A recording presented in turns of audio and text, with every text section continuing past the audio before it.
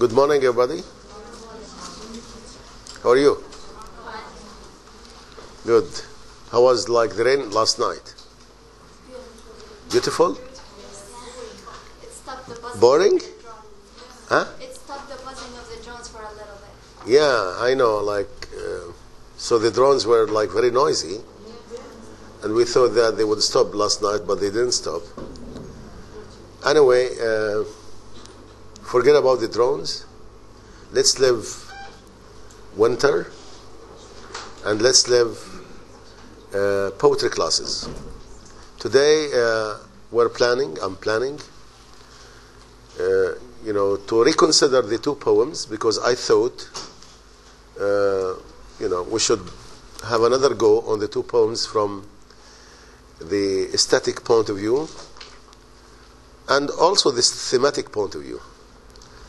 But first, as usual, we need to listen to one or two students reporting about the previous class.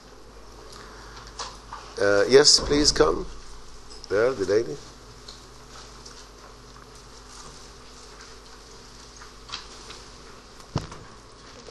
You just come here. No, come here. Come here. Come. Okay.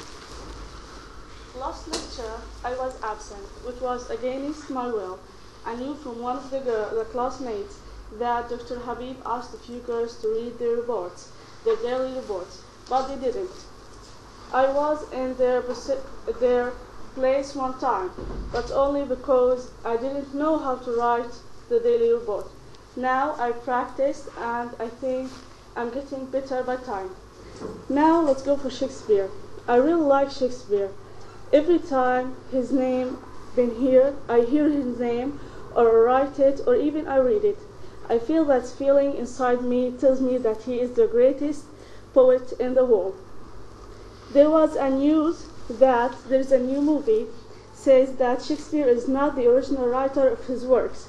I immediately denied that. I think he is a great writer, and I will always think like that. I can't wait to start the new sonnet of Shakespeare. Okay, thank you very much. Yes, Jahan, do you want to exonerate yourself? You know what I mean, exonerate? Like to acquit yourself when you are in a court and you commit a mistake, then you say, no, it's not me, I was like, so you excuse yourself. I don't blame myself, I blame time. Blame time. She blaming time. But time not like here. It is very tough here. Okay. Tick-tock, so runs the clock. So rapid did time fly, I'm still in shock. Battering days when I am attending, though not as dreadful as when I'm not. Work, sickness, all subject to decay. Even lectures in uni will in my memory rot. Though I am back to the battlefield, so no worries, Shakespeare, your poetry will not. Okay, thank you very much. I think, by time management, we can overcome this problem. I know you're busy, Jahan, but if you manage your time very well, you'll be okay. Some people are... Yeah, time is cruel, time is passing quickly. However, if you manage your time, I think you will conquer time. And this is like what Shakespeare never thought of. So he thought he would manage his time, or he would manage time, or he would conquer time by writing poetry. And I think to some extent he was right. Okay, is anybody willing, again you want to exonerate yourself, please come. Okay.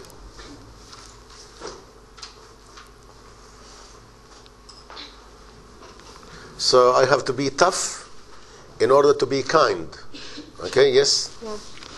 I miss the love, but I won't miss the rest. I know that I was such a passive girl, but that will turn to be from the past. As we know that every culture has a start, a peak, and a catastrophe, sometimes we are to be the same, to begin the semester as achievers and finish it with a sign of failure. Your things can have another track. We just need the courage, the will, and the vision so we can be away from what disappoints and aborts us. It's just a matter of moments, of being frank with the self, so everyone can know what is to be done and what is not. It's just a matter of people around you who tend to abort or encourage you. So be positive, have the courage, speak up, face your problems, then have a great day. Okay, thank you very much. This reminds me of a poem. You might have studied in Tawjihi, which says, be strong. We're not here to play, to dream, to drift. We have hard work to do and loads to lift. Yes, one should be realistic. One should manage his or her time and work hard, because tomorrow will come the smile. You're fretting today. You might be sick coming to class. You might be tired, but I think everything is considered. Let's see. I don't want to waste time also talking about general issues. Shall I compare thee to a summer's day? We looked at it. We listened to the song, and we looked at the aesthetics. But today I'm asking different questions. After reading the two poems, we discovered that Shakespeare was writing on the same theme, which was like the immortality of his poetry. So in the two poems, so long as live this and gives life to thee, and in the other poem, he was vowing that nothing will immortalize his friend, none unless this miracle have might, that in black ink my love shine bright. So Shakespeare in the two poems is writing about his poetry. In fact, it's about his poetry. Yes, he's trying to immortalize the beauty of his friend. He's trying to immortalize the memory of his friend in the second. But if you look deeply and you look at Shakespeare's intent, he was in fact trying to show that his poetry will be immortal. And I think in the two poems he was bragging that his poetry would live and would immortalize him. So far Shakespeare is right, because we're reading him. Shakespeare, sometimes can be thought of as England, and England thought of Shakespeare. So if you go England, Shakespeare, so they are connected with each other. Okay, let's look at the poems again. Shall I compare thee to summer's day? I think this is, as we said, it is a rhetorical question. Shall I compare thee to a summer's day? Now this rhetorical question, he started his poem by a rhetorical question. And Shakespeare was an orator. Shakespeare was a writer for the theater. He was an actor himself. And we should read this poem as if we were on the stage. Okay? We shouldn't read this poem shall I compare thee to a summer's day? No, it should be, shall I compare thee to a summer's day? You have to use body language. You have to feel what you are reading. So, if we read this, shall I compare thee to a summer's day? What does this rhetorical question imply? Shall I compare thee to a summer's day? What does it imply? Yes? It is impossible to compare. But more, it is impossible to compare. It is unlikely to compare. Huh? It is unlikely to compare. What else? Despair. Huh? Despair. Despair. He's confused, you want to say? Yeah. Shall I compare thee to a summer's day? But look at the second line. What does he say in the second line? What does he say in the second line? Okay, what does he say in the second line? Thou art more lovely and more temperate. So I think asking this question implies that she is beyond comparison, or he, his friend is beyond comparison. So the rhetorical question, it is a kind of, exaggeration. He's exaggerating the beauty of the friend. What is he trying to say? That your beauty is beyond any comparison. Shall I compare thee to a summer's day? And I think he should be wagging like this, you know? No, you are beyond comparison. Thou art more lovely and more temperate. Thou art more lovely and temperate. It is an assertion. Thou are. You are. So when we are using, you are, not you maybe, you are more lovely and more temperate. Of course here it is like contrasting. He is contrasting. And we said when somebody is contrasting, he's showing the differences. Thou art more lovely and more temperate. I think there is a metaphor here running. What is the metaphor? Yes. What is Shakespeare comparing, you know, him to? To what? To what is he comparing, you know, the beauty of his friend to? Yes? To the summer's day. To the summer's day. Yes, you are right. I refuse to compare it. He's contrasting. No, but he's contrasting, you know, but I mean, because of the sake of the analogy, so he's trying to compare, you know, the day with. But he's contrasting, in fact. Yes, now, summer or summer's day might be temperate or not temperate, because in England. So if you are talking about he, the friend, is more temperate, this should be a metaphor. Yes? Yeah. Now thou art more temperate. So look here, his friend is being like considered as summer in a metaphoric sense. I want you like to bear this in mind when you go at the end of the poem when he's telling him thy summer. So there is a development in the poem from summer, you know, as being metaphoric into a real summer. Okay. Rough winds do shake the darling buds of May. Very frightening. Why? Very frightening. Yes? Okay, yes. The image itself is very frightening. So if we look, you know, rough winds, like first of all, this is a multi-layer, you know, figure of speech. Rough winds, you know, rough winds are being seen like what? A tough person who is shaking off what? The trees, causing the buds to fall down. So it's an image of, you know, sabotage. It is an image of destruction. You know, sabotage, destruction. Okay? Violence. But if we think, and then, you know, the buds of May, you know, like small, burgeoning, newly growing. However, we might also think of this as, you know, a metaphor when we say rough winds do shake. Rough winds are being compared to what? To an earthquake, which is shaking. Again, it is an image of death. Look how Shakespeare, that's why Shakespeare was bragging, because he was capable of using, you know, very intricate images. Again, if we look at it, as you said, you know, rough winds is a metonymy. Metonymy of what? Death. And, you know, yeah, darling buds? Yeah, people, but not any people. They are newly born. The buds, the new, you know, the buds of May, they are children, newly born. Like, yeah, feeble, very feeble.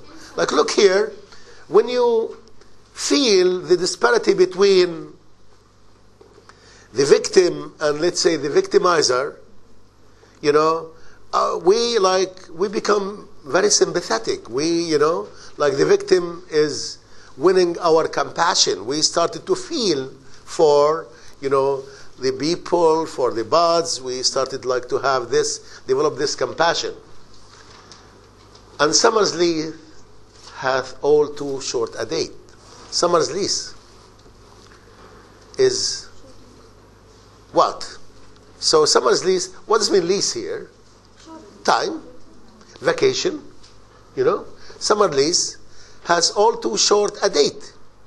I think Shakespeare here, doesn't mean summer per se, summer, but there should be a metonymy. So summer here is a metonymy of what, you think? Time. Of time? No, what do you mean time?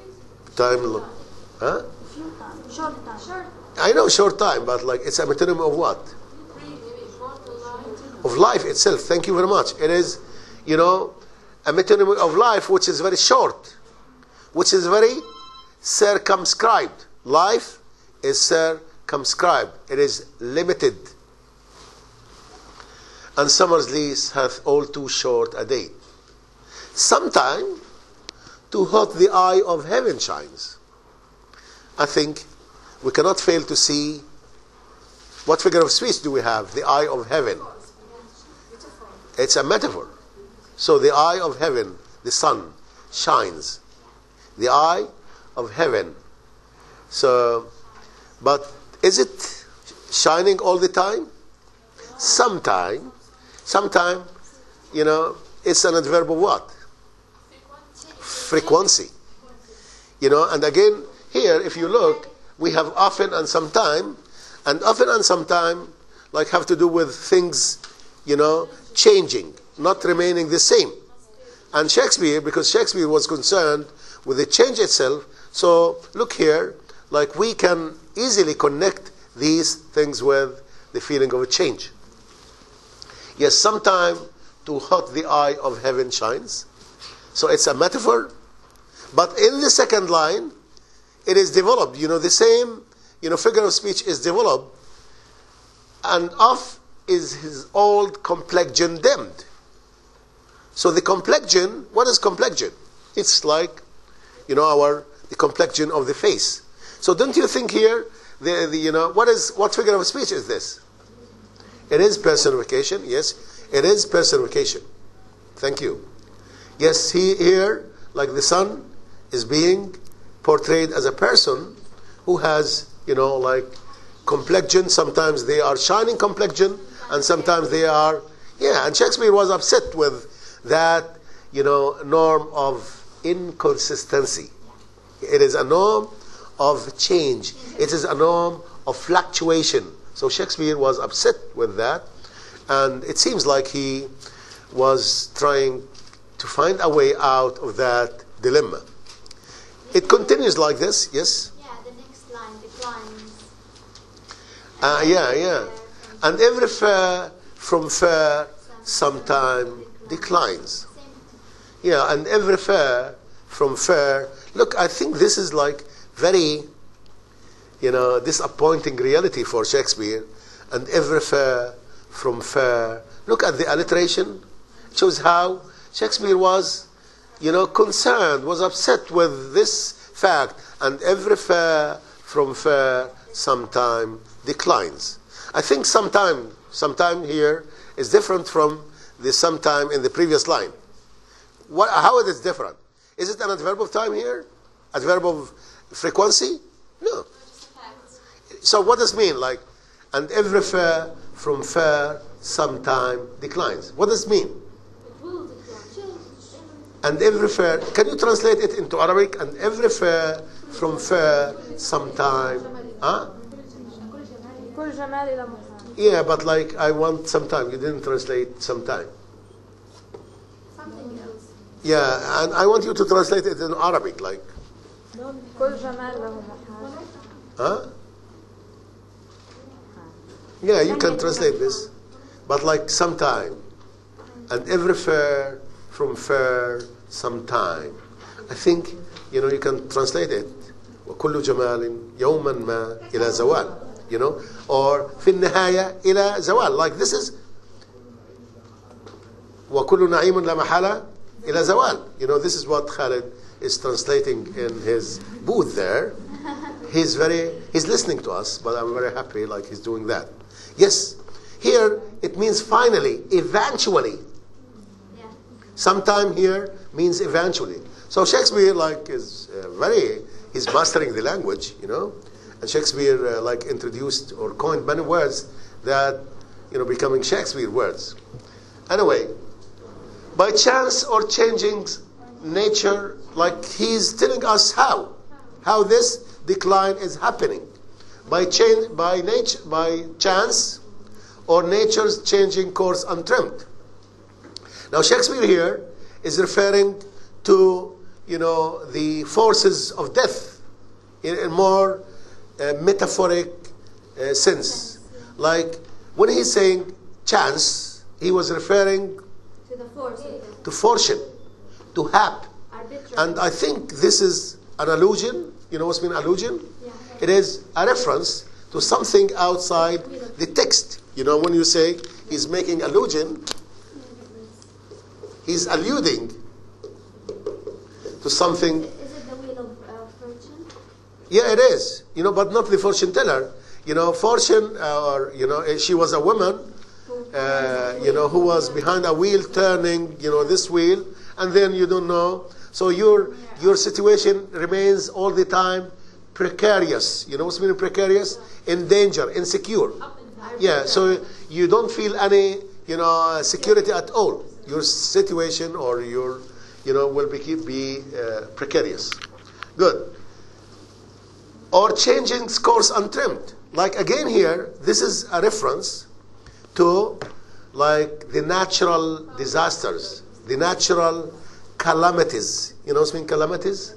Disasters, catastrophes. These natural calamities are unpredictable, are untrimmed. Untrimmed. Of course here, he's comparing natural, there is a metaphor here. He's comparing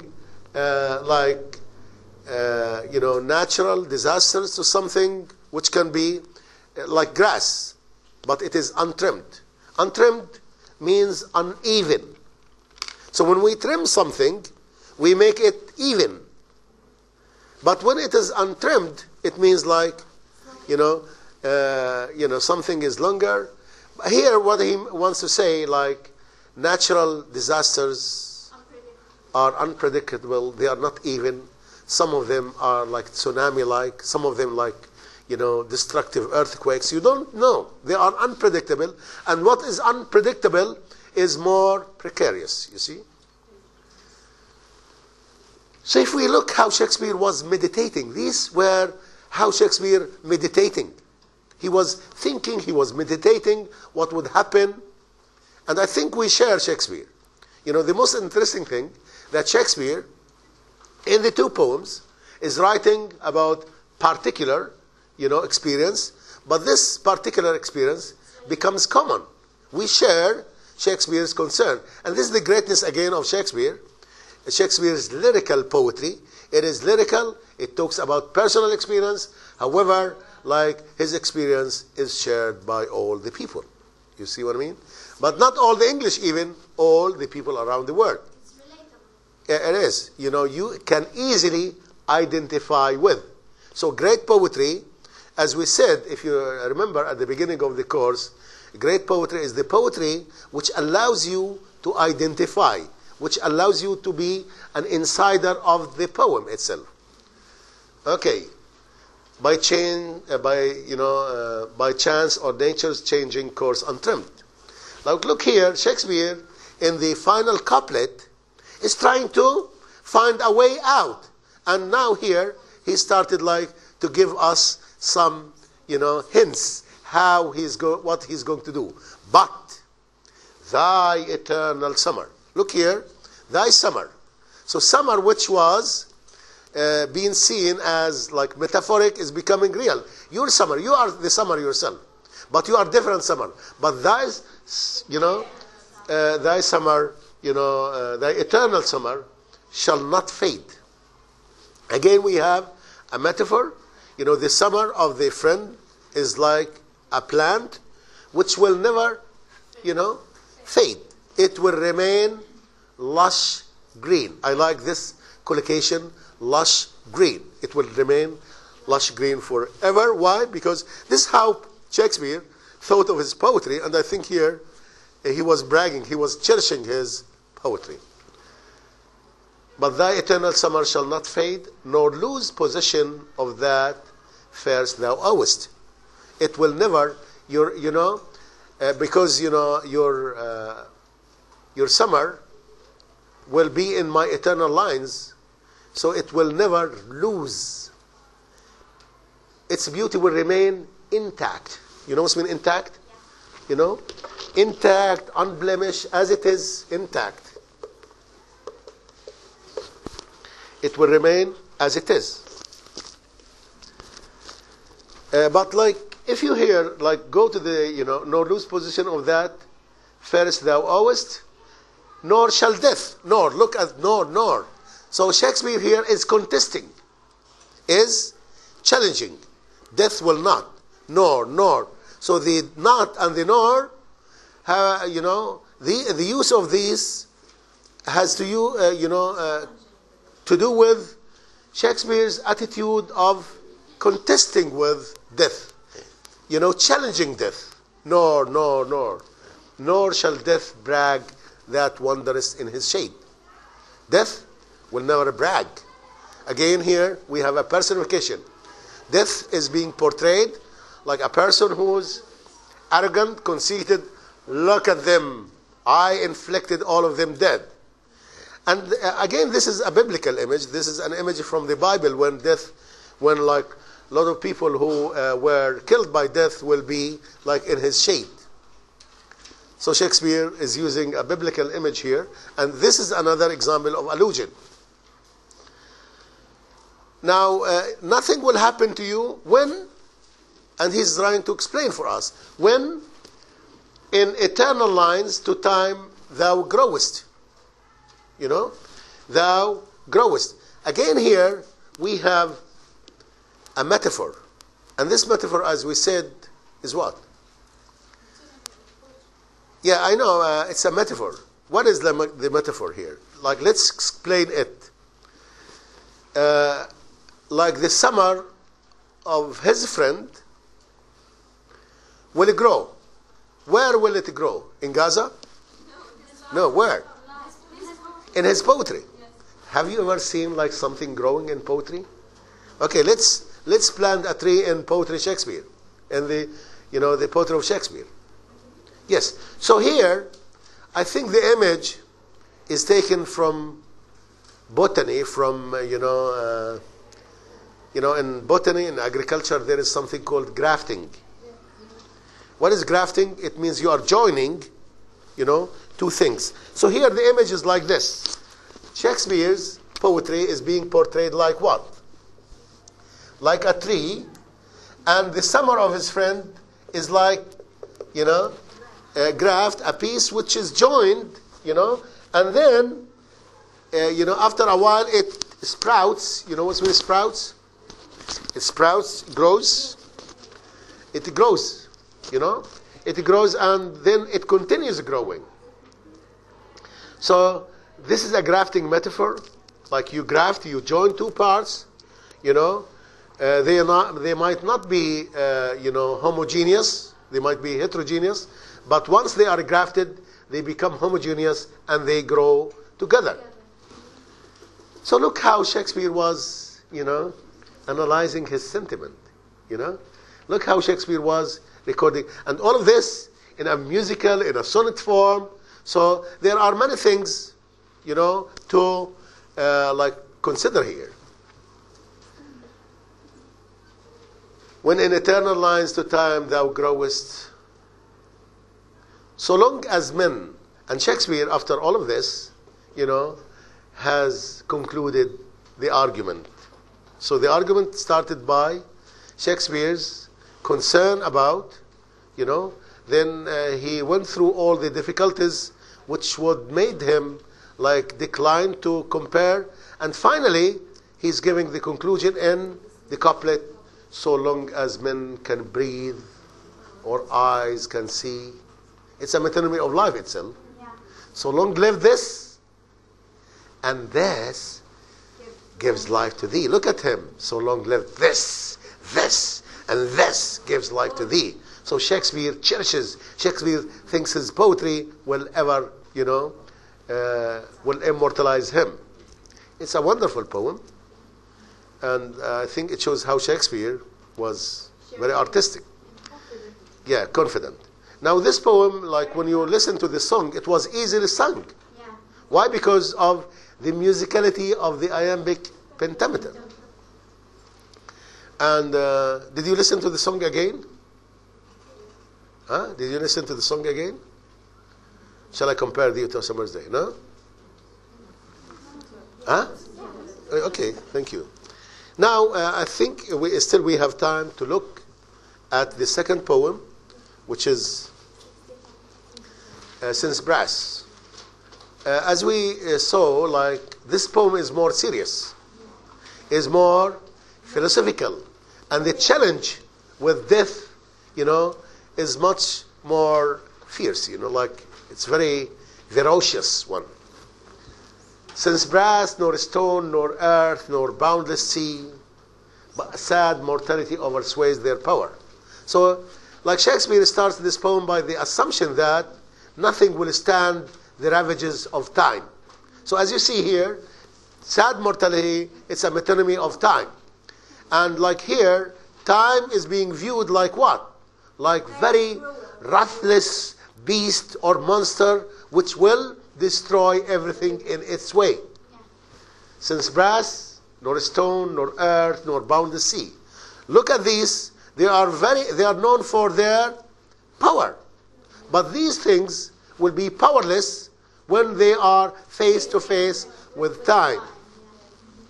But sad mortality oversways their power.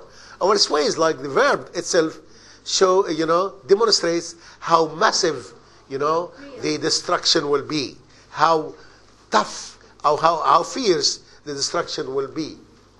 How with this rage shall beauty hold a plea? So Shakespeare, as we said, this poem is full of rhetorical questions. How many questions do we have? 5 rhetorical questions. How with this rage shall beauty hold a plea? So Shakespeare is wondering, about the vulnerability, the invalidness of, let's say, the beauty or love of his friend. What will it do? It will be helpless, exactly like a helpless defendant in a court, who is unable to defend, himself in front of, a very, despotic executor. How with this rage shall beauty hold a plea, whose action is no stronger than a flower? Look here, a flower is very delicate. So this shows how, the beauty of his friend is very delicate. He's comparing it to a flower. And if we think about the disparity, the difference between the delicacy of the beauty friend and the toughness and the roughness and the of time, we started to say, oh my God, this is too much. Whose action is no stronger than a flower? Or how shall summer's honey breath hold out? Again, it is summer's honey breath, which is very delicate, which is very, the beauty, very soft. This is, again, it is a metaphor. Yes.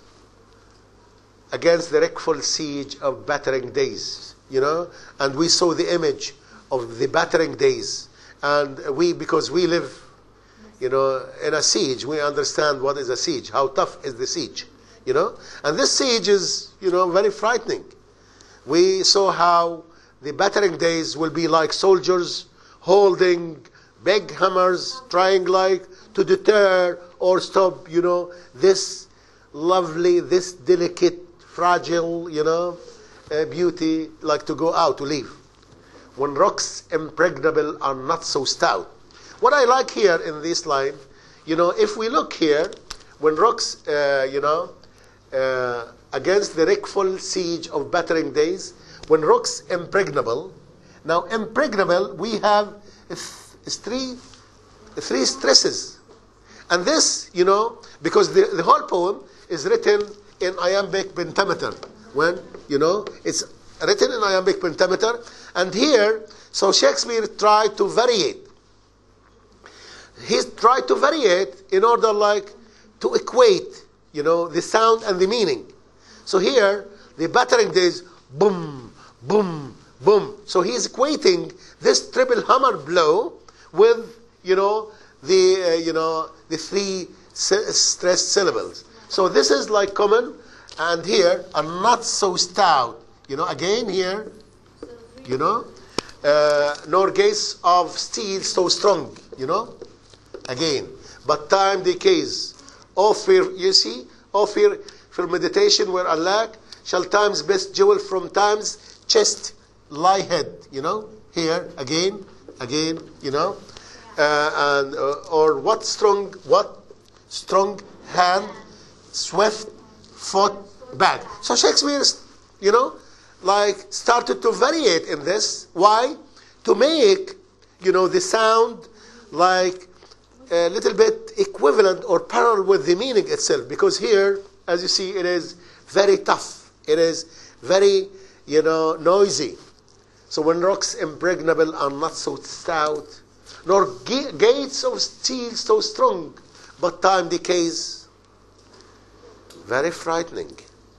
When you think the beauty of the friend, or the memory of the friend, will be faced with all these powers of destruction, you become very intimidated. You become very afraid. And Shakespeare also said, oh, fearful meditation, because this is very intimidating, isn't it? Where alack shall time's best, he started to ask, what will, time's best jewel, time here is life, and the best jewel of life is the beauty itself. Well, what will happen it? What is the fate? So he was, pondering, he was thinking about, the beauty of, the fate, of this beauty. What will happen to it? Shall time's best jewel from time's chest lie hid? Or what? Strong. Look here.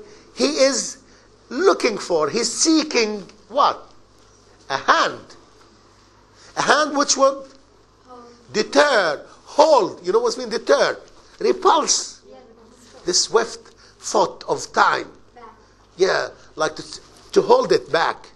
To stop it, to deter. So he was looking for something. Now when you are in a trouble, in a crisis situation, in a dilemma, you start to look for something from the outside. You start to seek an aid. And Shakespeare here was wondering, what can I do, Or what strong hand can hold his swift foot back? Or who's a spoil of beauty? Now I need somebody who can stop this, the beauty, can forbid.